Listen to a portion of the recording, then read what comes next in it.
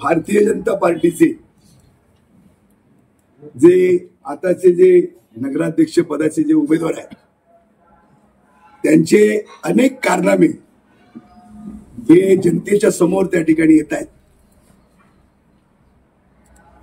खरं तर ते कशा पद्धतीनं गुन्हेगारी प्रवृत्तीचे आहेत याची वाच्यता किंवा याबाबतची हरकत ज्यावेळी उमेदवारी अर्ज त्यांनी दाखल केला त्यावेळी त्यांच्यावर किती गुन्हे आहेत, किती कारावासाची त्यांना शिक्षा झालेली आहे आणि किती दंड झाला आहे आणि कोणकोणती कलम आहेत आणि कशी काय त्यांच्यावर त्यांची प्रवृत्ती जी आहे ही गुन्हेगारी आहे आणि त्यांना त्या ठिकाणी स्थगिती मिळाल्यामुळे म्हणजे गुन्हा जे आहे तो आहेच त्याच्यावर फक्त स्थगिती मिळाली त्यामुळे फक्त त्यांची जी प्रवृत्ती आहे ही प्रवृत्ती त्या ठिकाणी दिसून आली। खरं तर हे जे नलावडे जे उमेदवार आहेत जे काय काल त्यांनी आपल्या चॅनलच्या माध्यमातून किंवा पत्रकारितेच्या माध्यमातून जे त्यांनी मुद्दे मांडले त्याच्यामध्ये ते असं म्हणाले की राणेंचा फोटो बाजूला सारण्याचा प्रयत्न संदेश पारकरनी केला, त्यांना तुम्ही निलेश राणे हे कसे काय मदत करता। खरं तर म्हणजे नलावडे इथे एक म्हण आहे, सौ चुवे खाके बिल्ली हचको चली। या सगळ्या जो शहरामध्ये जी सगळी कटुता निर्माण झालेली आहे, जे राजकीय वैमनस्य जे निर्माण झालेलं आहे याचा प्रमुख सूत्रधार जर कोण असेल तर आज समीर नलावडे। गेल्या अनेक वर्षामध्ये जे जे त्यांनी पक्ष बदल केलेले आहेत तुम्ही बघा ते कुठे होते आणि आता ते कुठे आहेत आणि आता ते कुठच्या पक्षात, यावेळी त्यांची प्रत्येक वेळी त्यांची भूमिका काय होती। जो प्रकार घडला कणकवली शहरामध्ये सत्यविजय भिसेंच्या हत्येनंतर जो प्रकार घडला याचा प्रमुख सूत्रधार कोण, कोणी त्या ठिकाणी संसार उद्ध्वस्त केले, कोणी त्या ठिकाणी घराला आग घातली, कोणी जे मी फोटो बाजूला सांगण्याचा प्रयत्न केला सांगतायत त्यांच्या फोटोला कोणी आगी घातल्या, तर त्याचे जे प्रमुख सूत्रधार आहेत जे वैमनस्य या शहरामध्ये ज्यांनी निर्माण केलं ते हे नलावडे। खरं तर मी असं असताना सुद्धा त्यावेळी खासदार निलेश राणे यांनी त्यांना नगराध्यक्ष पदाची उमेदवारी दिली। हे निलेश राणेंचे नलावडेंवर असलेले उपकार आहे। म्हणजे जो माणूस आपल्या घरावर घर जाळतो, आपला संसार उद्ध्वस्त करतो, त्यांना मानणाऱ्या नेत्यांचं राणेंचे फोटो जाळतो, याला नगराध्यक्ष पदाची उमेदवारी स्वाभिमानी पक्षातनं त्यावेळी दिली। हा निलेश राणेंचे उपकार हे या नलावड्यावर आहे आणि म्हणून आज मला एक प्रश्न पडला की नितेश राणे हे सगळं विसरले का? त्यावेळी दिली उमेदवारी आणि आता पुन्हा उमेदवारी दिली, यांना पुन्हा उमेदवारी दिली, याच्यामध्ये नितेश राणे हे का त्या ठिकाणी विसरले आणि त्यांच्याच पाठिंब्यावर आज त्यांना पुन्हा त्या ठिकाणी उमेदवारी देण्यात आलेली। खरं तर जे प्रतिस्पर्धी उमेदवार आहेत नगराध्यक्ष पदाचे त्यांचं जे राणेंवरचं प्रेम आहे बेगडी प्रेम आहे, पण मी ज्यावेळी राणेंबरोबर गेलो त्यावेळी मी राणेंबरोबर प्रामाणिक राहिलो ना, त्यांच्यावर त्यांच्या पक्षावर ते ज्या पक्षात होते मी त्यांच्यावर गेलो, त्याच्याबरोबर त्या नेतृत्वावर मी प्रामाणिक राहिलो ना। आणि आजही खासदार नारायण राणे हे या जिल्ह्याचे या राज्याचे एक ज्येष्ठ नेते एक खासदार म्हणून ते आहेत, हे काही नाकारता येणार नाही। त्यामुळे जे काय आम्ही निवडणुका विकासाच्या मुद्द्यावर लढणार असं सांगत होते त्यांचा पराभव त्यांच्या समोर दिसू लागला आणि म्हणून कुठेतरी भावनिक अशा प्रकारचे मुद्दे काढू ज्याच्यामध्ये हेच स्वतः सहभागी होते, हेच अग्रेसर होते, हेच पुढे होते। आणि आज पराभवाची चाहूल लागल्यानंतर कुठेतरी मी राणेंचा कट्टर निष्ठावंत आहे. खडकोलीकर जनता नलावडेला ओळखते ना. गेल्या 20 वर्षामध्ये तुम्ही काय बोलत होता, कशा पद्धतीनं तुम्ही वागत होता, याचा सगळ्याचे साक्षीदार या कणकवलीतली जनता. एखाद्याचा संसार उद्ध्वस्त करणं ही आमची संस्कृती नाही. पण तुम्ही जर शहरामध्ये फेरफटका मारला आणि या उमेदवारावर जर माहिती घेतली तर माझ्या समोरची जी टोणेमारे चाळ, या चाळीला कोणी आग लावली, ही संपूर्ण चाळ बेचिराग करण्याचं काम कोणी केलं, याचा शोध घ्या. जे कणकवली शहरातलं जे जुनं रेवडेकर हॉस्पिटल आहे, जे कोहिनूर लॉज होतं, ते लॉज किंवा ती हॉस्पिटल, ती जुनी इमारत रातोरात त्या ठिकाणी बुलडोजर लावून जमीनदोस्त करण्यात आली. म्हणजे त्या जमीन मालकांना, त्या ठिकाणी त्या भाडोत्र्यांना, त्या घर मालकांना माहिती सुद्धा नाही. सकाळी जाऊन जर ते बघतात तर ती सगळी इमारत जमीनदोस्त झालेली. त्याचबरोबर कणकवली एसटी स्टँडच्या समोर तशाच प्रकारची बिल्डिंग उभी होती. ती बिल्डिंग सुद्धा तशाच पद्धतीने रातोरात जमीनदोस्त करण्यात आली. आणि म्हणून अशा प्रकारचे जे त्यांचे कारनामे आहेत या शहरातले, मग त्या ठिकाणी बिल्डर होरपळलेले आहेत, जमीन मालकांच्या जमिनीवर त्या ठिकाणी ताबा सुरू आहे, व्यापारी असतील, शहरातला सर्वसामान्य मतदार असेल, नागरिक असेल, दाखल्यांसाठी असेल, बांधकाम परवानगीसाठी असेल, कशा पद्धतीनं त्यांना त्या ठिकाणी वागणूक मिळाली, कशा पद्धतीनं त्यांना अपमानित केलं गेलं. लोकांना सन्मान हवाय. स्वतः लोक आपलं कुटुंब स्वतःच्या ताकदीवर चालवत आहेत, स्वतःच्या कुटुंबाला न्याय देत आहेत, आणि ह्या लुटारूंची दादागिरी ह्या माझ्या शहरामध्ये सुरू आहे. आणि म्हणून सामान्य माणूस याच्या विरोधामध्ये आहे. आणि म्हणून परिवर्तन जे या शहरामध्ये होणार आहे, हे या सगळ्या यांच्या ही जी प्रवृत्ती आहे लोकांना लुटण्याची, लोकांच्या प्रॉपर्ट्या हडप करण्याची, या प्रवृत्तीच्या विरोधामध्ये जनता आहे. कोण होते हे निवडणुकीपूर्वी? आज काय परिस्थिती आहे? किती कोटीचे मालक आहे? दिलंय का विवरणपत्र संपत्तीचं? कुठं आले पैसे? नेमका कोणाचा विकास झाला?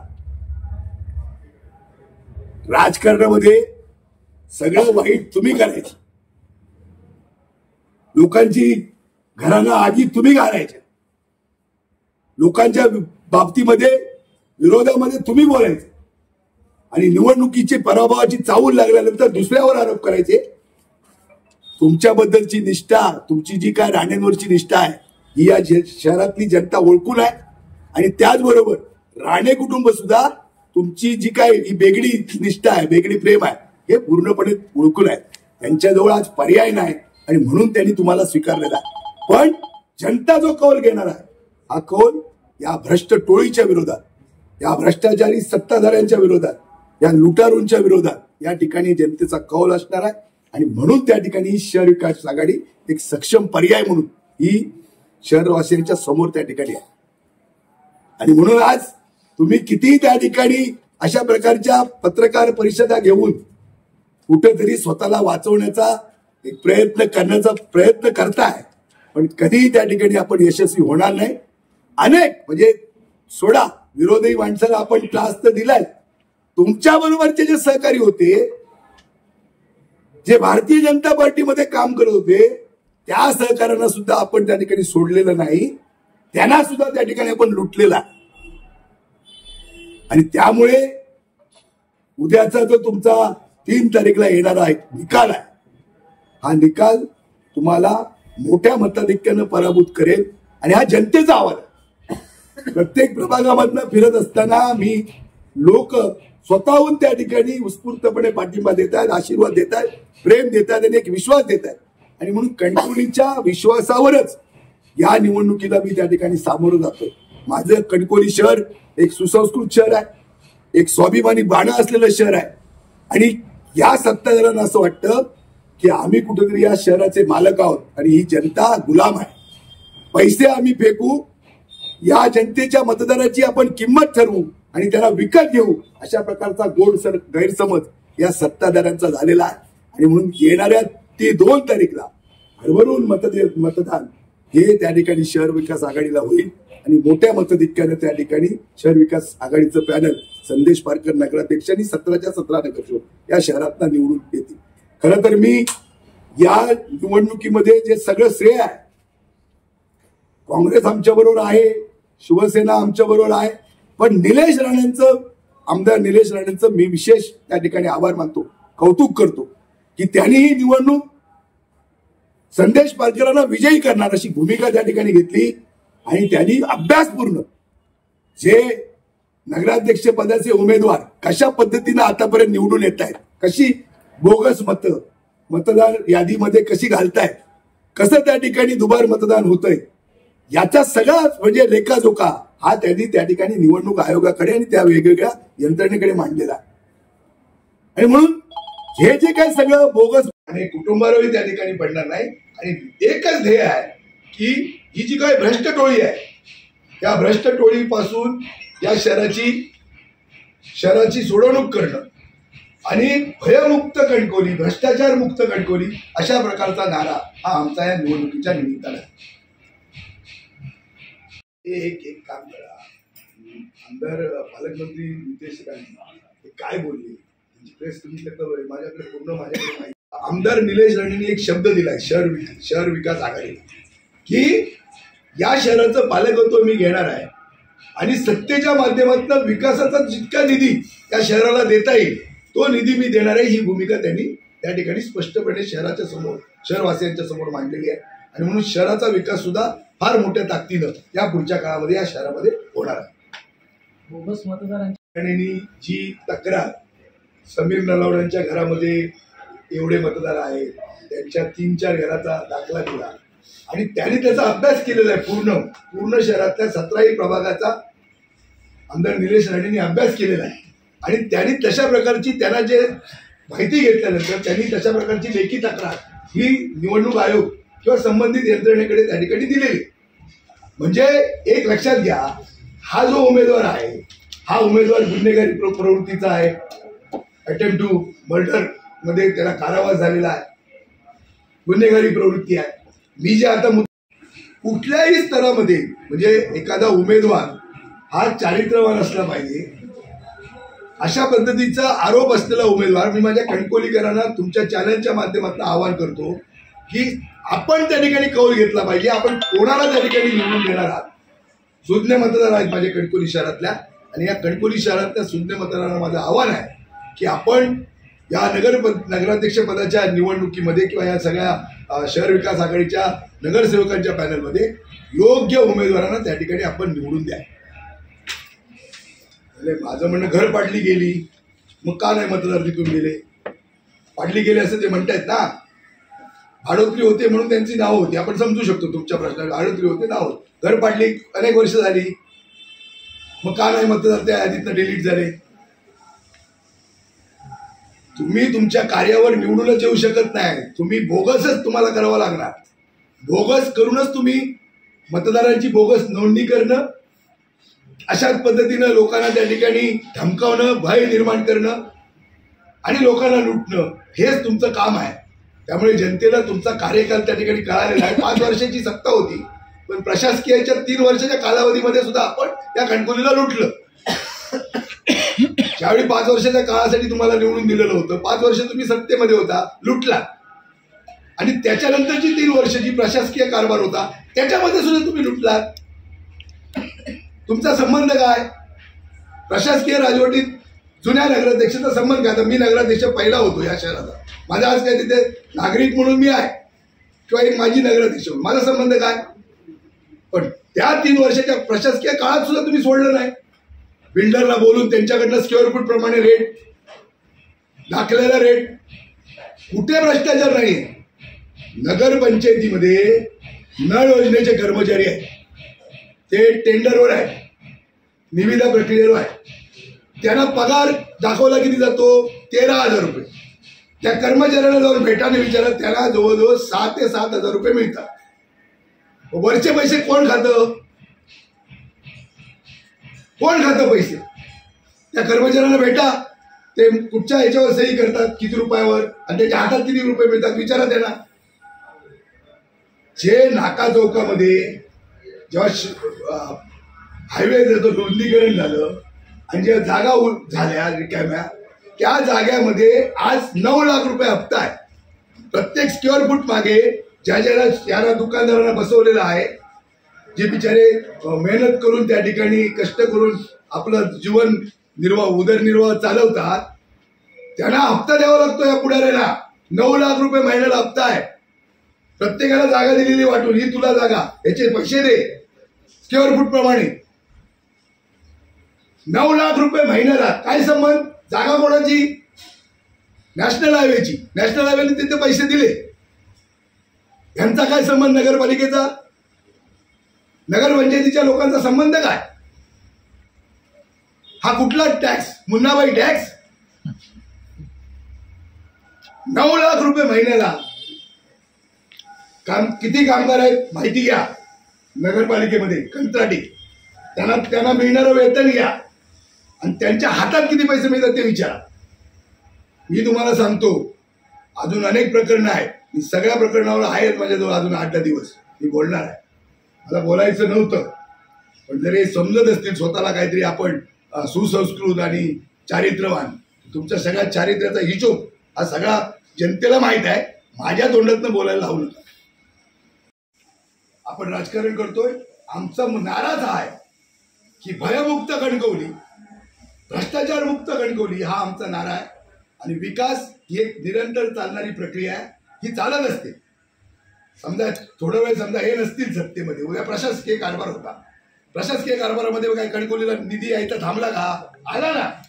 वर्षाला जो काय 5-50 कोटी रुपये निधी आहे केंद्र सरकारचा, राज्य सरकारचा आणि शहरातनं जमा होणारा जो टॅक्स आहे, मालमत्ता कर आहे, शिक्षण कर आहे, जे सगळे टॅक्स आहेत, हे सगळे टॅक्स येतात त्या नगरपंचायतीमध्ये. कशाला पाहिजे सत्ताधारी? प्रशासकीय कारभारामध्ये दरवर्षी नगरपंचायतीला 50 कोटी रुपये येतात आणि ते 50 कोटी रुपये करतात. आम्ही पण त्या तशाच पद्धतीने येणाऱ्या पैशाचा विनियोग, योग्य विनियोग करू. अशा प्रकारे आम्ही भ्रष्टाचार व्हायला देणार नाही. मी मागे सांगितलं 8-45 दरवर्षी 50 कोटी रुपये, 400 कोटी रुपये आले.